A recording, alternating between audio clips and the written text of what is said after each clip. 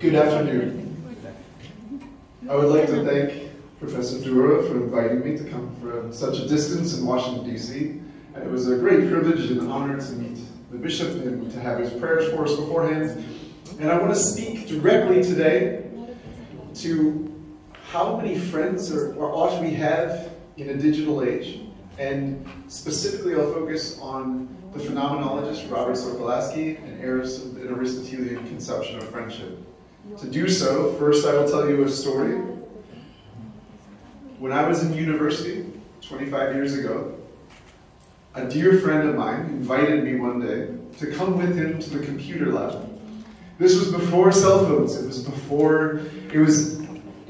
shortly after the advent of the internet.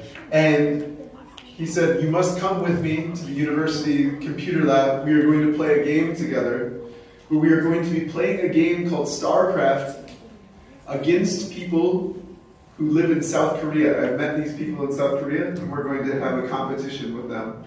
And what he did, he could not beat. Over and over, he kept losing this game to his friends from South Korea. So he said, "I will set you up one by one by one by one in the computer lab, and we will talk to each other in person, and this will give us an advantage in the game, and we will beat, finally, my friends from South Korea."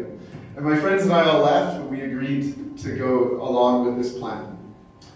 And in this way, this thought, as we engage Homo religiosus and Homo technicus, this story, and the end of the story, helps me to understand what we would talk about today in terms of friendship.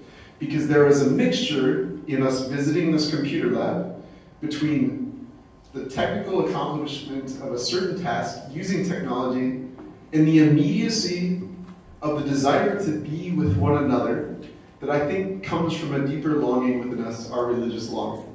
So, to the speakers that came before me, I owe a particular debt. In particular, Professor Roos, I can skip now a major portion of my talk, which was speaking about how much time young people spend online. And that is significant to what I wish to say, because I think a reality of what I attempt to describe when I attempt to describe the reality of friendship is that our young people today, particularly what we call Generation Z or Generation Z, and the ones even younger than them, Generation Alpha, which are not even teenagers yet, are living in a condition where there's a tipping point where they spend more time online with friends than they do face-to-face with friends in real life. And I think that's a significant social tipping point to discuss. To Professor Boyan, I thought it was particularly helpful in your talk when you presented for Homo technicus that the mark of intelligence is viewing the capacity to view a problem to be solved. And I think this is actually indicative of the technicus aspect of the worldview. In other words, the best we have as human beings is our capacity, in some respects, technically, to see a problem and to go solve it. And in some ways, if we lack the religious perspective, then the increasing efficiency with which we solve problems is the mark of a well-developed human being. And finally, Father Zhao, in particular, I'm indebted to you for your notion of how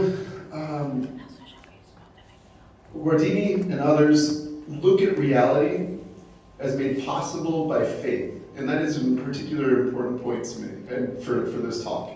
And so, if we harken back to what the bishop said, that Homo technicus is fundamentally a fallen human being fighting to ascend back to their natural state, then perhaps it's a good starting point.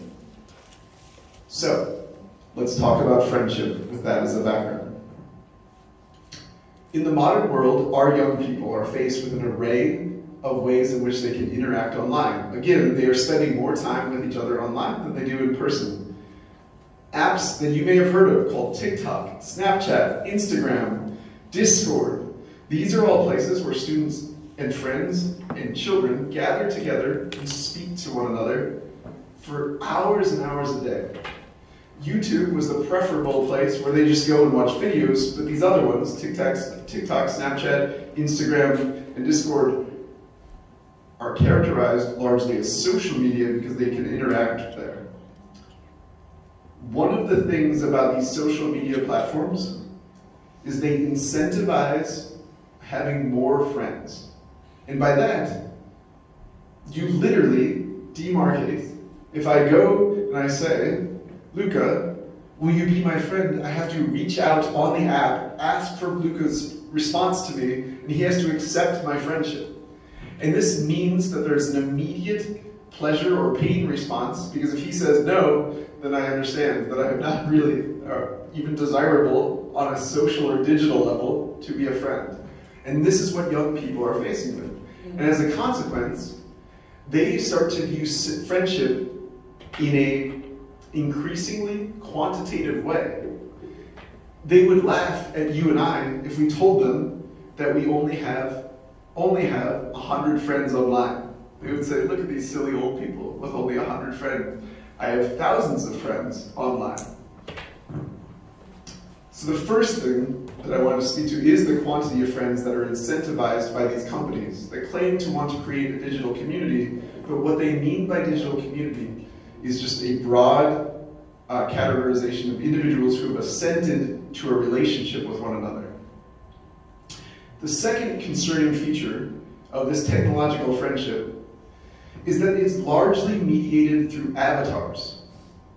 Over 20 years of working with both secondary age and tertiary age, high school and university students, one of the most remarkable, and this is the remarkable anecdotal stories that my students tell me that is substantiated by good psychological research, is that all of their interactions happen behind the face of an avatar. They select those attributes about themselves that are most desirable, or they invent attributes that they define desirable and present an avatar to the world. So if you and I are going to have a digital or online friendship, I might tell you that I'm substantially taller, I'm substantially stronger, I'm substantially funnier, and these are the ways that I would present myself to you in hopes of amplifying my social desirability.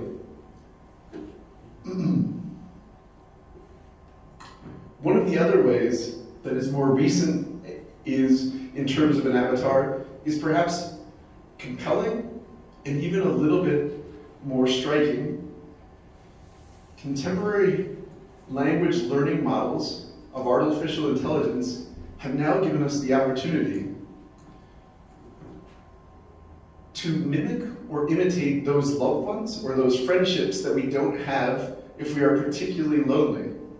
So for example, if I am an individual who in my personal life does not have a great many friends, I can turn to a learning language model to mimic or imitate a friendship. I can say things to it like, I'm sad or I'm lonely, and it will say things in response to cheer me up like, oh, you don't have to be sad. You have a great personality. There are now programs such as Hereafter and a increasingly significant number of Chinese LLMs that are designed to imitate the actual personality of loved ones or friends that we have in real life, like our parents or our siblings.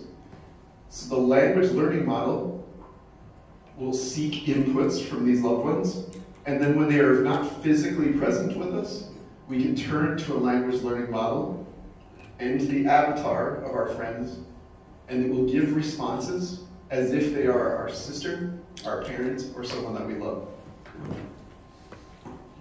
The final concerning piece is the quality of friendship then.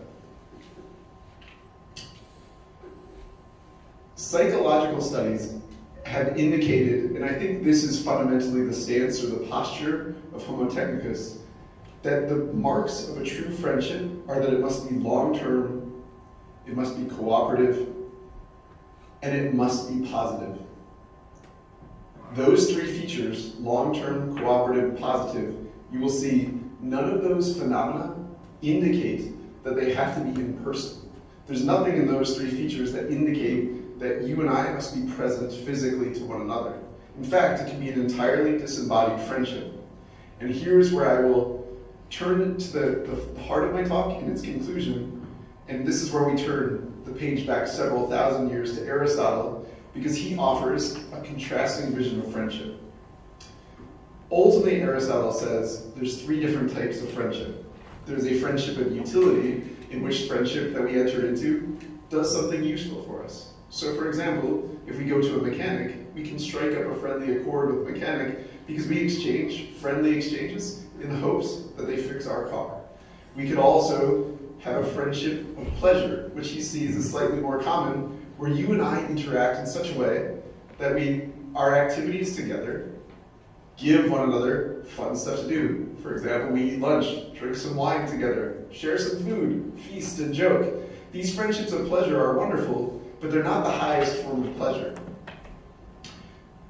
This is the problem for Aristotle. I would suggest that Aristotle thinks that the kind of friendship that is described by an online friendship at best can rise to utility or it can rise to pleasure.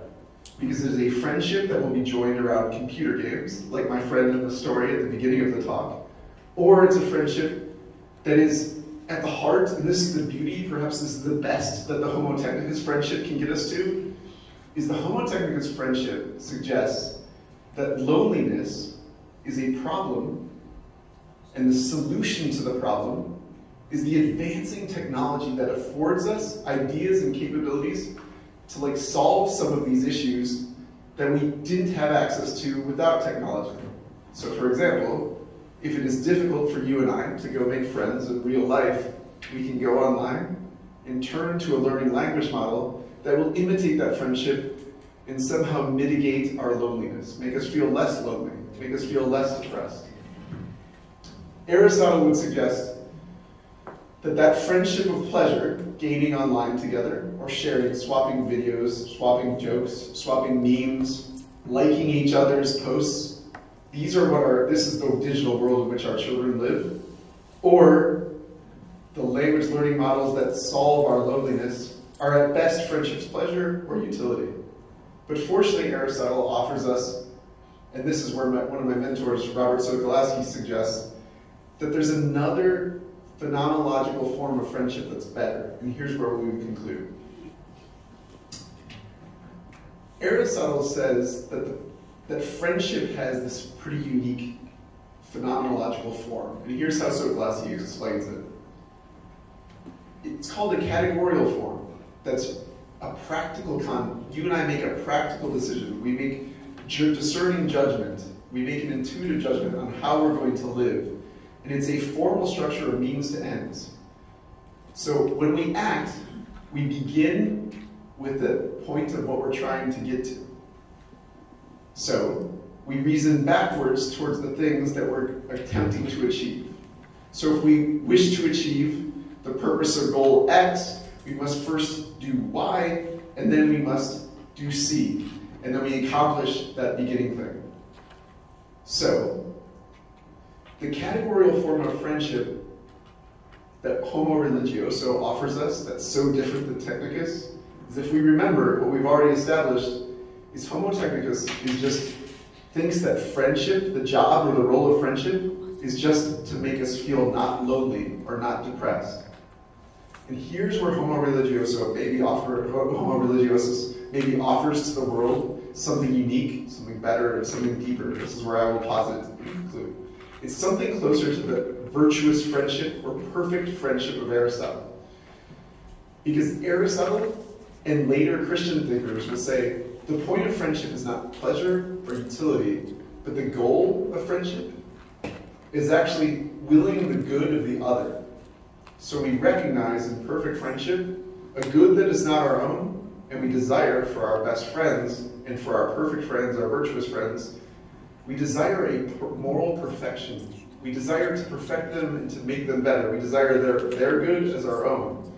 And so it's not the psychological terms of being long-term, cooperative, or even positive, but rather it's the perfection or excellence of our friends that we're striving for. It requires intimacy and it requires proximity.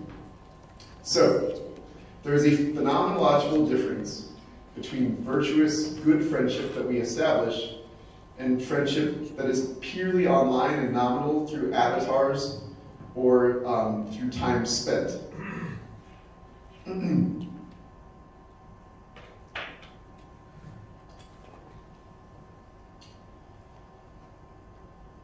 conclusion. Can we have authentic friendships, and particularly can our children have authentic friendships in the digital age? We heard the array of potentially negative psychological effects of extensive time spent online. Stanislaw Zizek points out that human development determines social development, more or less complex. And Marcinowicz-Wilk also points out that the possibility to communicate via the internet has a positive influence on maintaining close relations with family members and friends who are far away. This is the hopeful note that I wish to end on for you. Is even though an exclusively online or digital friendship in the technical sense is, by the estimation of my hypothesis and by the estimation of the authors that you've heard before me at this conference, probably one that is fundamentally detrimental to the human person. The vision of Homo religiosus actually introduces an end, the end of the perfection or good of the other person, in a way that changes that friendship and makes it good again. You and I, when we leave this conference, and Professor Dura pointed out last night that his aspiration for a conference like this one is fundamentally the exchange or the dialogue of ideas and a friendship that develops over time. Without technology, we could not do so in a meaningful sense. When I travel back to Washington, D.C., it will be very difficult for me to speak in person to many of you. Fortunately, though, we have the capacity to continue that. Now, Aristotle says friendship seems to hold cities together and to do more for it than justice, for concord is like friendship, and they aim most of all when they are friends.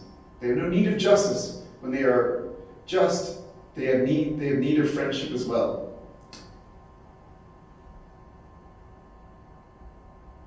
So, how will we maintain said friendships then? And here's the conclusion.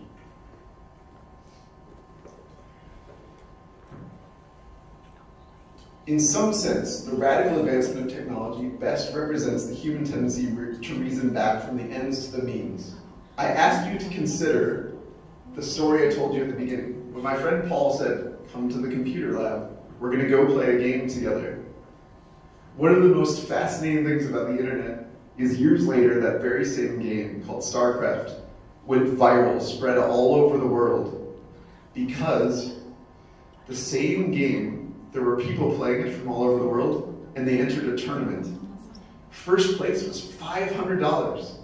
Second place was $400. Third place was $300, and fourth place was $100. But place 5 through 8, each received 25 Bitcoin. That means that in this tournament, if you finished 5th place through 8th place, you would be a millionaire years later, in 2024. And in this way, I think digital friendship can be a little bit like virtuous friendship in Aristotle. If your intention is to go into a game to make money, it will not happen. But if your intention is to participate in an act that betters or perfects your friend, if Professor Dura and I, we maintain a friendship online, if we seek the good for one another, if we maintain a friendship over time and space that wills the excellence, virtuosity, and perfection of one another, then we will accidentally find ourselves richer and deeper than if we simply entered into a friendship for the immediate pleasure of seeking $500 or the utility of helping each other advance our careers. And so that leads to the conclusion of the talk. It is not the online nature of the friendship that is difficult, but rather the distinction between remote, virtual, online friendship and proximate, real, physical friendship is not as important as the character of the friend and the friendship at play. If an individual is Homo religiosus, faithful to an absolute, sacred, transcendent reality, such a person is disposed to a religious worldview, and such friends can produce the phenomena of friendship commensurate with the real, virtuous friendship of ages past. Thank you.